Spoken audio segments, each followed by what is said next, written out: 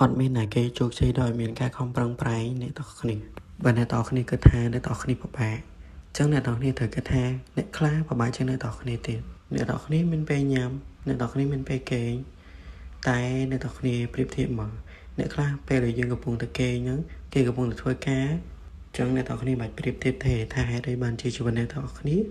វាបែបនេះវាបែបនោះអ្នកទាំងគ្នាកុំប្រៀបធៀបរបស់អ្នកខ្ពស់ជាងសមត្ថភាពរបស់អ្នកទាំងគ្នាអ្វីដែលអ្នកគ្នាត្រូវធ្វើគឺបង្កើនសមត្ថភាពអ្នកទាំងគ្នាដើម្បីទទួលយកអ្វីដែលខ្ពស់ជាងនឹងអ្នកទាំងគ្នាលើពាក្យមួយដែលគេឆ្នាំនិយាយថាឆ្នាំងណែគ្រប់នៅអត់មានន័យថាបើអ្នកទាំងគ្នាដើរតួជាឆ្នាំងអ្នកទាំងគ្នាត្រូវធ្វើឆ្នាំងដែលធំអញ្ចឹងអ្វីដែលអ្នកគ្នារកបានគឺគម្របដែលធំដូចគ្នាអញ្ចឹងបើអ្នកទាំងគ្នាធ្វើខ្លួនឯងឲ្យទាបអ្នកទាំងគ្នាជួបតែអ្នកទាបទេអញ្ចឹងបើអ្នកទាំងគ្នាលើខ្លួនឯងខ្ពស់អ្នកទាំងគ្នាជួបអ្នកខ្ពស់ដូចគ្នាអ្នកទាំងគ្នាហៅបានមិត្តភក្តិដែលល្អអ្នកទាំងគ្នានឹងល្អដូចគ្នាអ្នកទាំងគ្នាហៅបានស្នេហាដែលយកចិត្តទុកដាក់អ្នកទាំងគ្នាអ្នកទាំងគ្នាក៏ជាមនុស្សបែបហ្នឹងដូចគ្នាអញ្ចឹង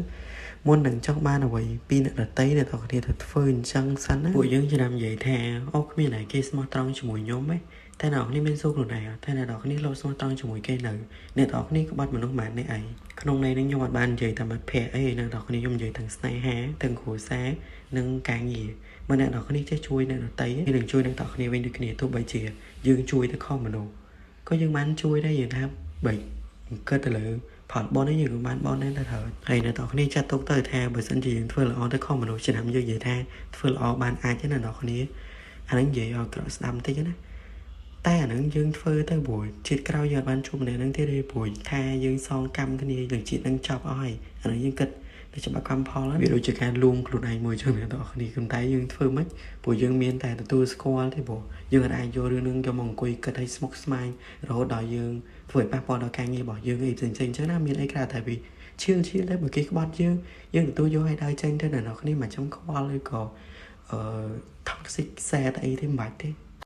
អ្នកទាំងគ្នាត្រូវចាំថាបើគេក្បត់យើងឬក៏គេអត់ស្មោះត្រង់មកយើងណាវិធីលងចិត្តអ្នកទាំងគ្នាគឺអ្នកទាំងគ្នាត្រូវទទួលស្គាល់ការពិតទទួលស្គាល់ថាអូខេនឹងជាជំរឿនរបស់គេមានសិទ្ធិជ្រើសគេមានសិទ្ធិស្មោះត្រង់គេមានសិទ្ធិក្បត់យើងចឹងអ្វីដែលពួកយើងត្រូវធ្វើបើគេក្បត់យើងជប់ស្មោះត្រង់ជាមួយគេទៅអ្វីដែលយើងធ្វើគឺចុះតែជាអ្នកទាំងគ្នាថែគឺធ្វើយ៉ាងណាឲ្យខ្លួនឯងនឹងថងចុះតែជាហើយដោះស្រាយបញ្ហាហ្នឹងដោយគ្មានកំហឹងចឹងយើងនឹងអាចដោះស្រាយបញ្ហាធំបានថ្ងៃក្រោយអ្នកទាំងគ្នាជឿខ្ញុំយើងឆ្នាំនិយាយថាចាស់គាត់និយាយគាត់ថាខឹងខុសខឹងខាតដូចគាត់និយាយមែនអ្នកទាំងគ្នាពេលឃើញណាគេខឹងឲ្យជ្រុលដៃទៅធ្វើរឿងដែលទុច្ចរិតគឺក្រោយមកគឺអត់មានរឿងអីថាក្រៅតែពីជួបរឿងអវិជ្ជមានចំពោះខ្លួនឯងអ្នកទាំងគ្នាត្រូវដឹងអញ្ចឹងវិធីដោះស្រាយបញ្ហាគឺទម្លាក់រឿងទាំងអស់នឹងចោលសងសឹកមិនមែនជារឿងដែលល្អទេអ្នកទាំងគ្នាអ្វីដែលល្អគឺឈប់ឆ្លោះឈប់គិតឈប់តវ៉ាឲ្យដល់ចេញអ្នកទាំងមានតែប៉ុណ្្នឹងឯងអ្នកទាំងគ្នាជួបគ្នាវីដេអូក្រោយបាយ